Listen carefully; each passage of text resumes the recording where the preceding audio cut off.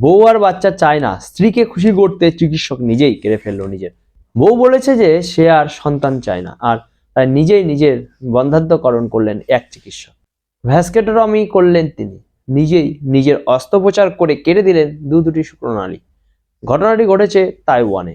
ওই চিকিৎসক পেশায় প্লাস্টিক সার্জন, নাম চেন ওয়েন ইং।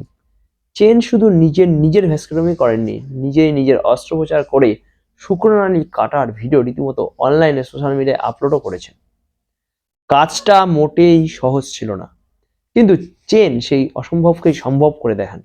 জানা গিয়েছে প্লাস্টিক সার্জন চেনের নিজস্ব ক্লিনিক রয়েছে তাইপেই শহরে।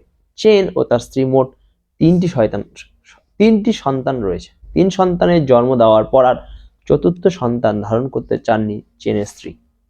তাই স্ত্রীকে খুশি করতে গিয়ে নিজেই নিজের শুক্রনালী কেটে ফেলার সিদ্ধান্ত নেন চেন। আর সেই মতো নিজের অপারেশন নিজে করেও ফেলেন।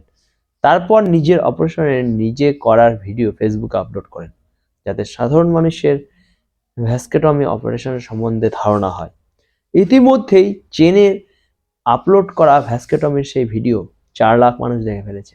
ভিডিওটি ভাইরাল হয়ে গেছে। গোটা অস্ত্রোপচার প্রক্রিয়ায় মোট 11টি ধাপ। চেন লোকাল অ্যানাস্থেসিয়া করে অপারেশন শুরু করেন, তবে নিজের উপর নিজেই ছুরি কাটা চালানো মোটেই সহজ কাজ ছিল না।